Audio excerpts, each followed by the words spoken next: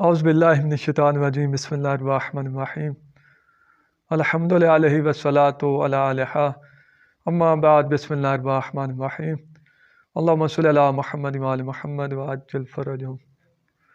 سامعین محترم، امید کرتا ہوں کہ آپ سب خیر و عافیت سے ہوں گے اور دعا گو ہوں کہ اللہ رب العزت تمام مومنین کو اپنی حفظ و امان میں رکھیں۔ سامعین محترم، سب سے پہلے تو حمد ہے اس پروردگار کی جس نے ہمیں انسان بنایا اور انسان بنانے کے بعد محمد وآل محمد کا محب بنایا۔ خوب سامعین محترم، جیسا کہ آپ کو پتہ ہے کہ میں سلسلہ جاری کیا ہوا ہے مولا امیر المومنین علی ابن ابی طالب صلوات اللہ علیہ اجمعین کی وصیت نامہ آپ کو سنا رہا ہوں۔ کل بھی کچھ گزارشات کی تھی، تو آج باقی جو رہ گیا تھا وہ سناؤں گا۔ اس کے بعد انشاءاللہ باقی جو وصیت نامے ہیں مولا کے وہ بھی آہستہ آہستہ میں سنانے کی کوشش کروں گا۔ تو یہ جو وصیت نامہ مولا نے دیا، یہ ابن ملجم نے جب لعنت اللہ علیہ نے ضربت ماری تو اس کے بعد حسنین شریفین کو یہ مولا نے وصیت نامہ دیا، اور ساتھ ہی ساتھ یہ بھی بولا کہ جہاں تک یہ میرا نوشہ پہنچے، جہاں تک یہ میرا پیغام پہنچے، تو یہ تمام جہاں تک پہنچے ان کو یہ میری وصیت ہے۔ تو آج وصیت سے پہلے میں ایک تمہیداً عرض کرتا ہوں کہ ہمیں پتہ ہونا چاہیے کہ جو مولا کا قاتل ہے یہ ابتدا میں کیا تھا۔ تو اس کے بارے میں علماء کرام محققین لکھتے ہیں کہ یہ مولا علی علیہ السلام کا صحابی تھا۔ صفین میں بھی مولا علیہ السلام کے ساتھ اس نے ان کی فوج میں کھڑے ہو کر معاویہ ابن ابو سفیان کے خلاف اس نے جنگ لڑی تھی۔ تو یہ مولا کا صحابی تھا، تو مولا نے اس کو باقاعدہ یہ بشارت دے دی تھی کہ تم میرے قاتل ہو تو تم مجھے قتل کرو گے، اور یہ نہیں مانتا تھا، یہ کہتا تھا کہ ایسا دن بھی نہ آئے کہ میں آپ کو قتل کروں۔ تو یہ لوگ یا اس طرح کے لوگ جو ہوتے ہیں صرف جو محبت کے دعوے دار ہوتے ہیں اور محبت ہی کا اعلان کرتے ہیں کہ ہم آپ سے محبت کرتے ہیں، جو حقیقت میں امام کی معرفت، جس معنی میں معرفت امام ضروری ہے، وہ نہیں کر پاتے اور فقط محبت کے دعوے دار ہوتے ہیں، تو اس کا آخر میں نتیجہ یہی نکلتا ہے جو اس مولاؤں نے نکالا۔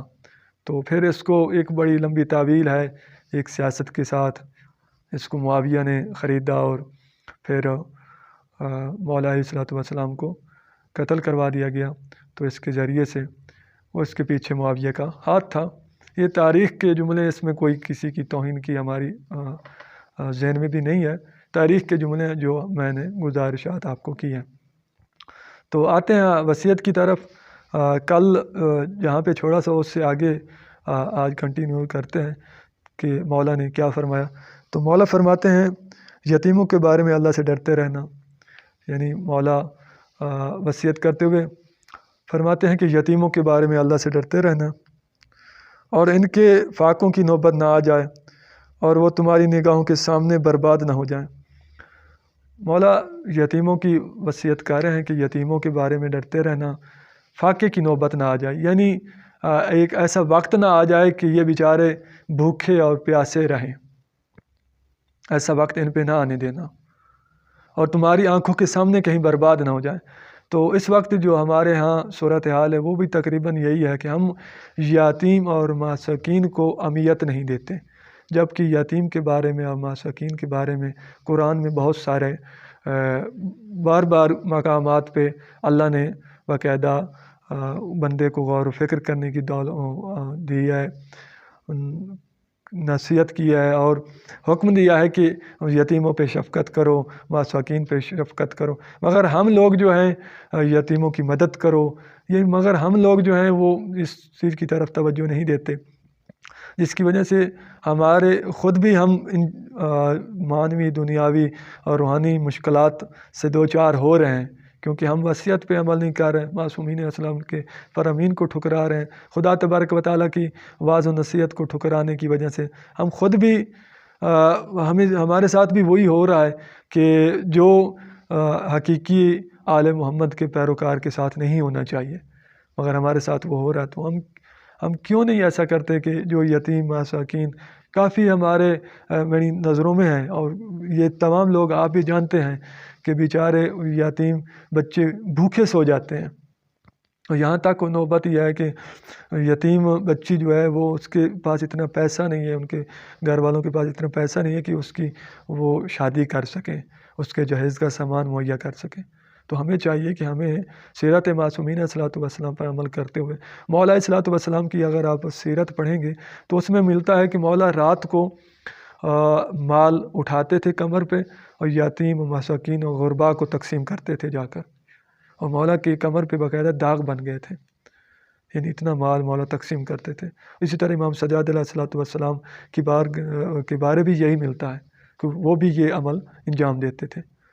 تو ہمیں بھی کم سے کم اپنے جو علاقے کے یتیم ہیں اس پہ غور و فکر کرنا چاہیے، نظر کرنی چاہیے کہ جو یتیم بچے ہیں بچیاں ہیں ان کو فاقے کی نوبت تک ہمیں نہیں پہنچانا چاہیے، امداد کرنی چاہیے۔ آج یہ صورتحال ہے کہ یتیم بچے جو ہیں، یتیم بچیاں جو ہیں ہاتھ پھیلا رہی ہیں، تو ہماری وجہ سے، تو اس کو ہمیں اس کا جواب دینا پڑے گا قیامت کے دن۔ ناظرین، ہم مدیون ہیں، تو جب تک یہ ہم اطاعت نہیں کریں گے قیامت کے دن اور قبر میں ہمیں جواب دینا پڑے گا۔ یہ وصیت جو ہے یہ کوئی عام کسی عالم کی یا مولوی کی یا کسی ذاکر کی یا کسی بزرگ کی عام کی نہیں ہے، یہ امام المتقین علی ابن ابی طالب جن کی وجہ سے یہ پوری کائنات خلق ہوئی، ان کی وصیت ہے، جو بغیر اپنی حواس سے یعنی اپنی نفس کی حواس سے بولتے نہیں، بلکہ وہی بولتے ہیں جو اللہ والے، جو اللہ اور رسول خدا چاہتے ہیں، یہ وہ بولتے ہیں۔ اس کے بعد مولا کیا فرماتے ہیں کہ دیکھو ہمسائے کے بارے میں اللہ سے ڈرتے رہنا، کہ ان کے بارے میں تمہارے پیغمبر کی وصیت ہے، اور آپ صلی اللہ علیہ وآلہ وسلم برابر ان کے بارے نصیحت فرماتے رہتے تھے، یہاں تک کہ ہم نے خیال کیا کہ شاید آپ وارث بھی بنانے والے ہیں۔ یعنی رسول خدا اتنی وصیت فرماتے تھے، مولا فرماتے ہیں ہمسایوں کے بارے میں، کہ ہم صحابہ نے خیال کیا کہ شاید یہ وراثت میں بھی، یہ رسول خدا نہ فرما دیں کہ وراثت میں بھی ان کا حصہ ہے، وارث بنانے والے ہیں، یعنی وراثت میں بھی کہیں ان کا حصہ نہ وہ ڈال دیں۔ یعنی اتنی واض و نصیحت ہمسایوں کے بارے میں فرماتے تھے، تو ہم ہمسائے کا خیال ہی نہیں رکھتے، تو یہ بہت ہم غلط کام کرتے ہیں۔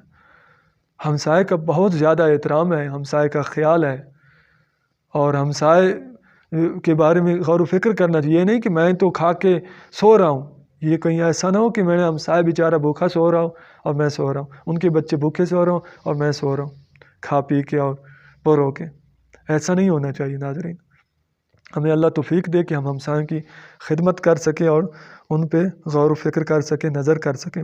دیکھو پھر مولا فرماتے ہیں دیکھو اللہ سے ڈرو قرآن کے بارے میں، کہ اس پر عمل کرنے میں دوسرے لوگ تم سے آگے نہ نکل جائیں۔ یہ بہت اہم نقطہ ہے، دیکھیں آپ قرآن کے بارے میں مولا فرماتے ہیں کہ دوسرے لوگ تم سے آگے نہ نکل جائیں، ڈرو۔ اس وقت ہمارا کیا صورتحال بن چکی ہے؟ یہی صورتحال ہے کہ ہم قرآن کو بالکل پڑھتے ہی نہیں ہیں، ماہ رمضان میں پڑھتے ہیں، یا کسی طلاب کو بلا لیتے ہیں تو ان سے پڑھا لیتے ہیں گھر میں، یا کوئی مجلس ہو، کوئی آدمی مر جائے تو اس کی قبر پہ پڑھا دیتے ہیں، تو یہی کچھ ہمارے ہاتھوں میں، جبکہ ایسا نہیں ہونا چاہیے۔ قرآن ایک لا کی کتاب ہے۔ ناظرین، قرآن ہر وقت ہمارے ٹیبل پہ ہونا چاہیے۔ جس وقت ہمیں کہیں بھی اشتباہ ہونے لگے مسائل میں، ہمیں کہیں بھی بھٹکار ہونے لگی، تو ہم فوراً قرآن کو کھولیں، اس سے دیکھیں، ایک لا کی کتاب ہے۔ ہم نے قرآن پہ کپڑے لپیٹ دیے ہیں اور لپیٹ کے الماریوں میں سجا کے رکھ دیا۔ ٹھیک ہے، احترام ہے، قرآن کا احترام ضروری ہے، کپڑے میں لپیٹ کے رکھیں، مگر اس کو پڑھیں، ہر روز پڑھنا چاہیے۔ اور قرآن اتنا مظلوم ہے، جو انسان پڑھتے بھی ہیں تو وہ ایسا پڑھتے ہیں کہ بسم اللہ سے شروع کرتے ہیں والناس پہ ختم کر دیتے ہیں، عربی ہی پڑھتے ہیں، ترجمہ نہیں پڑھتے، پتہ نہیں چلتا کہ کیا کہہ رہا ہے قرآن ہمیں، قرآن حکم کیا دے رہا ہے، کس سے روک رہا ہے، کس سے نہیں روک رہا، ہمیں نہیں پتہ۔ یہ مظلوم ترین کتاب ہے قرآن مجید اس وقت۔ دیکھیں کہ کوئی بھی کتاب ہم پڑھتے ہیں، سائنس کی پڑھتے ہیں، انگلش کی پڑھتے ہیں، ناب کی پڑھتے ہیں، صرف کی پڑھتے ہیں، کوئی بھی پڑھتے ہیں، منطق کی کتاب پڑھتے ہیں، تو ہم کیا کرتے ہیں؟ اگر ہمیں سمجھ نہ آ رہی ہو تو ہم اپنے استاد سے رابطہ کرتے ہیں، کہ یہ عبارت ہم نے پڑھی ہے سمجھ نہیں آ رہی، یہ لفظ پڑھا ہے سمجھ نہیں آ رہی، اس کا کیا معنی ہے، پھر بھی سمجھ نہ آئے تو ہم گوگل سے سرچ کرتے ہیں، لفظ کا معنی دریافت کرتے ہیں، لغت سے دیکھتے ہیں بھی تاکہ سمجھ کے پڑھی جائے۔ مگر مظلوم ترین کتاب ہے قرآن مجید، جس کو صرف شبینوں میں پڑھا گیا، ختموں پہ پڑھا گیا اور قبروں پہ پڑھا گیا، اور پتہ نہیں چل رہا کہ قرآن کہہ کیا رہا ہے اور ہم نے کرنا کیا ہے، نہیں پتہ۔ ناظرین، ضرور کم سے کم ایک دن میں ایک صفحہ آپ ضرور پڑھیں قرآن کا، اور ترجمے کے ساتھ پڑھیں، عربی پڑھیں اس کے ساتھ ترجمہ پڑھیں، جو جس زبان میں تقریباً قرآن ہر زبان میں ترجمہ ہو چکا ہے، تو ترجمے سے کے ساتھ آپ قرآن پڑھیں گے تب پتہ چلے گا قرآن ہمیں کیا کہنا چاہتا ہے، اللہ تبارک و تعالیٰ کیا فرمانا چاہتا ہے، تب ہم کسی مقام پہ پہنچ سکتے ہیں۔ اور ہمارے جو دشمن ہیں، جو غیر مسلم ہیں، وہ بھی قرآن کا مطالعہ کرتے ہیں، انہوں نے قرآن سے بہت ساری چیزوں کو اخذ کیا ہے، مگر ہم مسلمان بہت پیچھے رہ گئے ہیں اس لحاظ سے۔ پھر مولا فرماتے ہیں اللہ سے ڈرو نماز کے بارے میں، وہ تمہارے دین کا ستون ہے۔ مولا فرماتے ہیں اللہ سے ڈرو نماز کے بارے میں، وہ دین کا ستون ہے۔ اللہ اکبر، نماز اتنی اہم ہے ناظرین۔ دیکھیں کہ جب مولا کو ضربت لگی تو امام علیہ الصلوۃ والسلام فوراً آئے، مولا کو اپنی گود میں لیا، مولا کا سر، تو مولا نے تھوڑی دیر بعد فرمایا کہ بیٹا حسن جاؤ نماز پڑھاؤ، اور امام علیہ السلام نے نماز پڑھائی۔ ایک تو یہ نماز پڑھانا، یہ کہنا کہ نماز پڑھاؤ، دو چیزوں پہ دلالت کرتا ہے، ایک تو مولا امام علیہ السلام کی امامت کا اعلان ہے یہ، دوسرا یہ نماز کی اہمیت ہے کہ مجھے چھوڑو نماز پڑھاؤ جا کے، یعنی اتنی اہمیت ہے کہ مولا کا خون بہہ رہا ہے اور مولا کہہ رہے ہیں جاؤ نماز پڑھاؤ۔ اور آج ہمارے ممبر سے کیا ہو رہا ہے؟ ہمارے ممبر سے آج ہوتا ہے کہ نماز کے لیے مجلس بند نہیں ہو سکتی، اور مجلس بند کرنا نماز کے لیے یہ یزید کی سنت ہے، لوگ کہتے ہیں استغفر اللہ ربی واتوب الیہ، نعوذ باللہ کہتے ہیں یہ یزید کی سنت ہے، یزید لعین کی سنت ہے نماز کے لیے مجلس کو بند کرنا۔ کس طرح کی باتیں ہو رہے ہیں ہمارے ممبر سے، اور ناظرین آپ خاموشی سے سنتے رہتے ہیں، اور کچھ تو جہل ایسے بھی ہیں جو واہ واہ کرتے رہتے ہیں۔ ناظرین دیکھیں کہ کتنی اہمیت ہے۔ مولا فرماتے ہیں کہ بیٹا حسن مجھے چھوڑو، جاؤ نماز پڑھاؤ، یعنی مولا کی سر سے خون آ رہا ہے، لت پت ہے خون میں، اس کے باوجود ہی مولا فرماتے ہیں مجھے چھوڑو جا کے نماز پڑھاؤ۔ اتنی اہمیت ہے نماز کی، تو ہم نے نماز کا مذاق اڑتے ہوئے دیکھا ہے اور خاموشی سے بیٹھے رہتے ہیں سامنے۔ تو لہٰذا ہمیں غور و فکر کرنا چاہیے، نماز دین کا ستون ہے، نماز کو ہلکا نہیں لینا چاہیے۔ اگر نماز اتنی ہلکی ہوتی تو کبھی مولا نہ فرماتے کہ بیٹا حسن جاؤ نماز پڑھاؤ، بلکہ کہتے کہ آپ مجھے گھر لے جاؤ، پھر میری کے لیے حکیم کو بلاؤ، نماز کو رہنے دو، یہ تو بعد میں قضا ہو جائے گی تو قضا دے لینا۔ ہم کہتے ہیں نماز کی تو قضا ہے، مجلس کی قضا ہی نہیں ہے۔ اس طرح کی باتیں ہو رہی ہیں ممبر سے۔ تو ناظرین اس پہ غور و فکر کرنا چاہیے، یہ ان لوگوں کو روکنا چاہیے۔ یہ شیعت کا یہ نظریات نہیں ہیں جو یہ لوگ بیان کر رہے ہیں اور آپ نیچے سے بیٹھ کے واہ واہ کرتے ہیں، یہ معصومین کے فرامین کے خلاف ہے۔ آگے مولا کیا فرماتے ہیں؟ مولا فرماتے ہیں کہ اللہ سے ڈرو اپنے پروردگار کے گھر کے بارے میں، یعنی خانہ کعبہ کے بارے میں، جب تک زندہ رہو اسے خالی نہ ہونے دو۔ مولا فرماتے ہیں جب تک تم زندہ رہو خالی نہ ہونے دو، یعنی خانہ کعبہ کی میں عبادت کرو، جا کے طواف کرو، وہاں ہمیشہ رہو۔ اسے اگر اسے چھوڑ دیا تو تم دیکھنے کے لائق بھی نہیں رہ جاؤ گے۔ مولا فرماتے ہیں اگر تم نے اکیلا اسے چھوڑ دیا، یعنی خانہ کعبہ کے قریب نہ گئے، نہ نماز پڑھی، نہ طواف کی، نہ حج کی، نہ عمرہ کیا، نہ احکام وہاں کے بجا لائے، تو تم جو ہو کیا ہو جاؤ گے؟ تم دیکھنے کے لائق بھی نہیں رہ جاؤ گے۔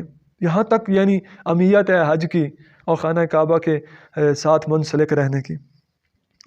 پھر مولا فرماتے ہیں اور اللہ سے ڈرو اپنے جان، مال اور زبان سے جہاد کے بارے میں۔ جہاد مولا فرماتے ہیں زبان سے کرو، جان سے کرو اور مال کے ذریعے جہاد کرو۔ جہاد فقط یہ نہیں ہے کہ میں تلوار لے کے بندوق لے کے میں چلا جاؤں دشمن کے سامنے، زبان سے بھی جہاد ہے، غلط کو غلط کہنا بھی جہاد ہے، مال سے بھی جہاد ہے، یعنی کہیں پہ مال کی ضرورت ہے تو وہاں مال خرچ کرنا، ایک اچھا کام ہے، جہاں مال کی ضرورت ہے وہاں مال کی کوئی نہیں دے رہا تو وہاں خرچ کرنا، یہ بھی ایک جہاد ہے۔ جو جہاد کرنے بیچارے جو لڑ رہے ہوتے ہیں ان کو مال کے ساتھ امداد کرنا، یہ بھی ایک جہاد ہے۔ فقط تلوار اٹھا لینا، بندوق اٹھا لینا ہی جہاد نہیں ہے۔ زبان سے بھی جہاد کیا جا سکتا ہے، برے کو برا کہنا بھی جہاد ہے، غلط کو غلط کہنا بھی جہاد ہے۔ پھر مولا فرماتے ہیں آپس میں ایک دوسرے سے تعلق رکھو، ایک دوسرے سے تعلق رکھو۔ پچھلی ویڈیو میں بھی میں یہ عرض کر چکا ہوں، اوپر بھی یہ آیا، ایک دوسرے کی امداد کرتے رہو، یعنی ایک دوسرے کی مدد کرو، حکومت کرو۔ خبردار ایک دوسرے سے منہ نہ پھیرنا، ایک دوسرے سے منہ نہ پھیرو، جیسے کہ ہمارے ہاں بہت زیادہ ہوتا ہے، باپ بیٹے سے، بیٹا باپ سے۔ آج کل تو بس یہ ایک بہت زیادہ کلچر میں آ گیا ہے کہ ہر آدمی دوسرے آدمی سے منہ پھیر کے چل رہا ہے، جبکہ ایسا نہیں ہونا چاہیے۔ مومن میں اتحاد اتفاق ہونا چاہیے، تعلقات نہ توڑنا، تعلقات نہیں توڑنا چاہیے، اتفاق و اتحاد میں رہنا۔ امر بالمعروف و نہی عن منکر کو نظر انداز نہ کر دینا، تم پر اشرار کی حکومت قائم ہو جائے گی۔ مولا فرماتے ہیں امر بالمعروف و نہی عن منکر کو نہ ترک کرنا، اگر تم نے یہ کیا تو کیا ہوگا؟ بدکار تم پہ مسلط ہو جائیں گے۔ آج یہی نوبت ہے ہماری اور یہی حالت ہے ہماری کہ امر بالمعروف و نہی عن منکر کو ہم نے ترک کر دیا تو ہم پہ بدکار مسلط ہیں۔ خصوصاً بر صغیر میں دیکھیں، جو سب سے بڑا بدکار ہے وہ ہمارا حاکم ہوتا ہے۔ اس کی وجہ کیا ہے؟ کیونکہ ہم نے امر بالمعروف و نہی عن منکر کو چھوڑ دیا، اور جو بیچارہ امر بالمعروف و نہی عن منکر کو کرتا ہے وہ ان کو لوگ کہتے ہیں یہ تو بہت بڑا مبلغ بنتا ہے، یہ ہے وہ ہے، ہم اس کو جانتے ہیں، اس کے خاندان کو جانتے ہیں، یعنی اس کی بھی حوصلہ شکنی کرتے ہیں تاکہ یہ بھی یہ کام سے باز آ جائے۔ تو لہٰذا ہمیں امر بالمعروف و نہی عن منکر جہاں تک ممکن ہو کہ میری بات سنی جائے گی، ہمیں کرنا چاہیے حتماً، یہ مولا کی وصیت ہے۔ پھر مولا فرماتے ہیں اگر ایسا نہ کیا تو تم فریاد کرتے رہو گے، تمہاری کوئی سماعت ہی نہیں سنے گا، تمہاری کوئی بات سنے گا بھی نہیں۔ اگر تم نے امر بالمعروف و نہی عن منکر کو چھوڑ دیا تو کیا ہوگا؟ تمہاری کوئی سنے گا بھی نہیں، تم فریاد کرتے رہو گے۔ ہماری یہی حالت بن چکی ہے، لوگ مر رہے ہیں، پیٹ رہے ہیں، فریاد کر رہے ہیں، کوئی سننے والا ہی نہیں ہے۔ کیوں نہیں سننے والا؟ کیونکہ ہم نے یہ فریضہ چھوڑا ہے جس کی وجہ سے ہمیں عذاب بھوگنا پڑ رہا ہے۔ اس فریضے پہ اگر ہم عمل کرتے رہتے تو کبھی بھی بدکار ہم پہ مسلط نہ ہوتے۔ پھر مولا فرماتے ہیں اے اولاد عبد المطلب، خبردار میں یہ نہ دیکھوں کہ تم مسلمانوں کا خون بہانا شروع کر دو صرف اس نعرے پر کہ امیر المومنین مارے گئے، اور میں نے بدلے میں قاتل کے علاوہ کسی کو قتل نہ کیا جائے، کہ بدلے میں نے قاتل کے علاوہ کسی کو قتل نہ کیا جائے۔ یہ نہ ہو کہ میں شہادت کے بعد تم تلوار اٹھا کے اور پورے علاقے کو، پورے شہر کو تم قتل کرو اور لوگوں کو تنگ کرو۔ مولا فرماتے ہیں ایسے کام سے باز رہنا۔ پھر مولا فرماتے ہیں دیکھو اگر میں اس ضربت سے جان بار نہ ہو سکا تو ایک ضربت کا جواب ایک ہی ضربت ہے۔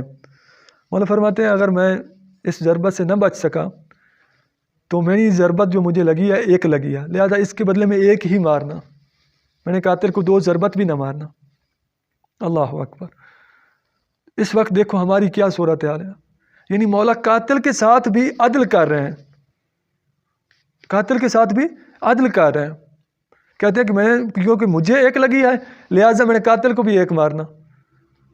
ہم کہتے ہیں کہ نہیں، نہ تم نماز پڑھو، نہ روزہ پڑھو، نہ روزہ رکھو، نہ حج کرو، نہ زکوٰۃ دو، تم کچھ بھی نہ کرو، تم قتل بھی کرو، جو بھی کرتے رہو، فقط محبت علی دل میں ہو تو تم جنت میں چلے جاؤ گے، مولا اسلام تم کو جنت دے دیں گے۔ یہ ہمارے منبر سے ہوتا ہے، جبکہ معصومین کی سیرت دیکھیں، مولا کی وصیت دیکھیں، وہ اپنے قاتل سے جو عدل کر رہے ہیں، یہ ممکن ہے کہ ہم کے ساتھ غیر عدل کریں گے؟ کیا قیامت والے دن غیر عدل کریں گے؟ یہ ممکن نہیں ہے ناظرین، یہ غلط آپ کو یہ ضمانت دی جا رہی ہوتی ہے۔ ایسا نہیں ہے کہ مولا ہمیں بغیر عدل کے جنت دے دیں گے، مولا عدل کریں گے۔ ہاں تھوڑے بہت گناہ ہوئے تو مولا شفاعت کریں گے، یہ نہیں ہوگا کہ ہم یہاں عیاشی کریں اور وہاں پہ بھی ہمیں عیاشی ملے، ایسا نہیں ہوگا۔ یہ ہمیں غلط روش دی جا رہی ہوتی ہے اور ہم بھی خاموشی سے سن رہے ہوتے ہیں۔ جو اپنے قاتل سے بھی عدل کر رہا ہے تو ایسا ممکن نہیں ہے کہ وہ غیر عادل ہو کسی مقام پہ بھی۔ پھر مولا فرماتے ہیں میں نے قاتل کے جسم کے ٹکڑے نہ کرنا، میں نے خود رسالت دو عالم کس سے سنا ہے، خبردار کاٹنے والے کتے کے بھی ہاتھ پیر نہ کاٹنا۔ مولا فرماتے ہیں کہ میں نے قاتل کے ٹکڑے ٹکڑے نہ کرنا، کہ میں نے رسول خدا صلی اللہ علیہ وآلہ وسلم سے سنا ہے کہ کاٹنے والا کتا جو ہوتا ہے اس کے بھی ہاتھ پیر نہیں کاٹنے چاہیے، یعنی اس کو ایک ضربت لگانا اس کا کام تمام کر دینا، زیادہ اس کو اس کے جز نہ کرنا، کاٹنا نہ، یہ نہ ہو کہ اس کے ٹکڑے ٹکڑے کاٹ دینا۔ اور ایک مقام پہ تو میں نے مولا کی وصیت میں پڑھا تھا، وہاں پہ ہے کہ جو گھر میں کھانا کھانا وہی میں نے قاتل کو دینا، یہ نہ ہو کہ میں نے قاتل کو آپ کچھ اور کھلاؤ گھر میں کچھ اور کھاؤ یا قاتل کو بھوکا رکھو۔ یہاں تک مولا یعنی عدل کا تقاضا دیکھو مولا کا، اللہ اکبر، میں نے اس طرح کسی بادشاہ میں نہیں دیکھا، کسی بندے میں نہیں دیکھا، اور ممکن بھی نہیں ہے کہ جو اتنا بڑا عادل ہیں کہ جو اپنے قاتل کے ساتھ بھی عدل کریں، جو خود کھانا وہی میں نے قاتل کو کھلانا، اللہ اکبر۔ ناظرین، ہمیں سیرت معصومین پر عمل کرنے کی کوشش کرنی چاہیے۔ فقط نعرے لگانے سے کچھ نہیں بنتا، ٹھیک ہے نعرے لگانا ثواب ہے، مگر سیرت معصومین کو چلنا، سیرت معصومین پر چلنا بہت ضروری ہے۔ دیکھیں کہ ولایت کا جو حقیقی معنی ہے وہ یہی ہے کہ مولا کی پیروی کرنا، مولا کی اتباع کرنا، جو مولا نے حکم دیا اس کی پیروی کرنا۔ ہاں انسان ہے، گنہگار ہے، خطا ہو سکتی ہے، پھر توبہ کرنا، توبہ کا دروازہ کھلا ہے، یہ حقیقی پیروکار کا یہ رویہ ہوتا ہے۔ یہ نہیں ہوتا کہ وہ عیاشی کرے دنیا میں بھی اور پھر کہے کہ میں تو جنت میں بھی جاؤں گا، مجھے تو کوئی روکنے والا بھی نہیں ہے۔ جو قاتل کے ساتھ بھی عدل و انصاف سے کے ساتھ پیش آتے ہیں وہ ہمارے ساتھ بھی یقیناً عدل و انصاف کریں گے۔ دعا گو ہوں کہ اللہ رب العزت اس ماہ مبارک کے صدقے میں تمام مومنین مومنات کے جو بھی اس دنیا فانی سے چلے گئے ہیں، جن کا کوئی بھی فاتحہ ہی نہیں پڑھنے والا، ان کے درجات عالی و متعالی فرمائے، اور تمام مومنین مومنات کو اپنی حفظ و امان میں رکھے، اور تمام مومنین مومنات کو اور اتفاق و اتحاد میں رہنے کی توفیق عطا فرمائے، اور ہمیں مولا علی علیہ الصلوۃ والسلام کی وصیت پر عمل کرنے کی توفیق عطا فرمائے۔ اللہم صلی علی محمد وعلی محمد وعجل فرجہم۔